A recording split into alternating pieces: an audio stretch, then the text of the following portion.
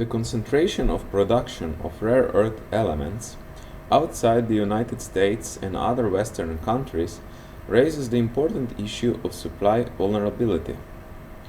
Rare earth elements are used for new energy technologies and national security applications.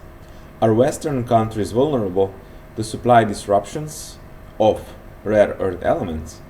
Are these elements essential to their security and economic well-being? There are 17 rare earth elements, 15 within the chemical group called lanthanides, plus yttrium and scandium. While more abundant than many other minerals, rare earth elements are not concentrated enough to make them easily exploitable economically. The United States was once self-reliant in domestically produced rare earth materials, but over the past 15 years has become 100% reliant on imports, primarily from China, because of lower cost operations. Some of the major end uses for rare earth elements include use in automotive catalytic converters, fluid cracking catalysts in petroleum refining, phosphors in color television and flat panel displays, cell phones, portable DVDs and laptops, permanent magnets and rechargeable batteries for hybrid and electric vehicles, generators for wind turbines and numerous medical devices. World demand rose to 165,000 tons annually by 2017, according to the Industrial Minerals Company of Australia. The demand for mineral commodities is a derived demand which differs from consumer goods demand. Minerals are used as inputs for the production of goods and services. Consumers have no direct need for the commodity itself as a consumer good.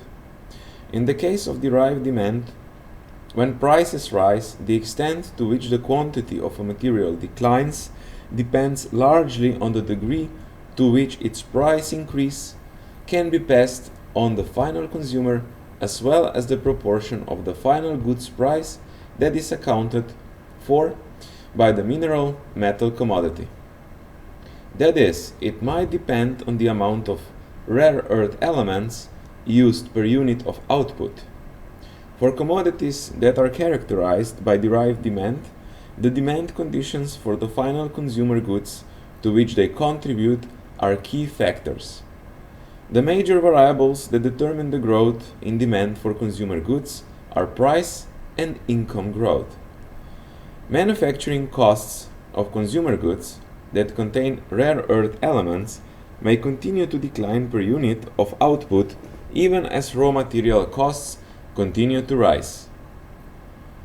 Prices for many consumable goods have come down so that households are likely to have multiple units of a variety of products such as cell phones, laptops, flat panel televisions, and iPods, and etc.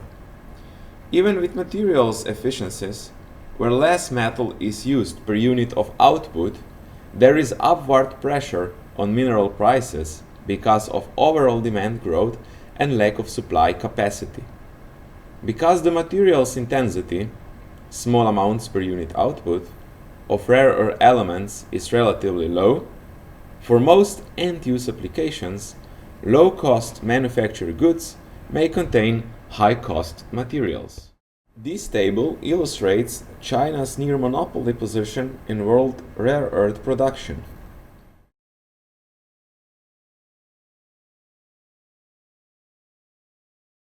However, rare earth elements reserves and the reserve base are more dispersed throughout the world.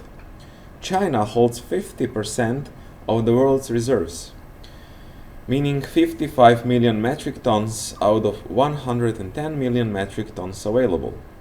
And the United States holds about 13% according to the most recent USGS estimate.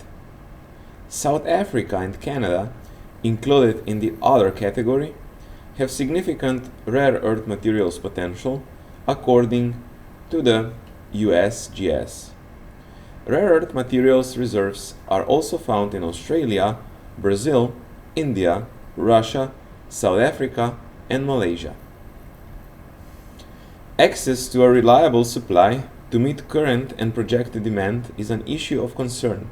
In 2011, China produced 95% of the world's rare earth elements, measured in rare earth oxide content, and continues to restrict exports of the material through quotas and export tariffs. China has plans to reduce mine output, eliminate illegal operations, and restrict rare earth elements exports even further. While limited production and processing capacity for rare earths currently exists elsewhere in the world, additional capacity is expected to be developed in the United States, Australia, Canada, and Asia within 1 to 5 years, according to some experts. There are only a few exploration companies that develop the resource, and because of long lead times needed from discovery to refined elements, supply constraints are likely in the short term.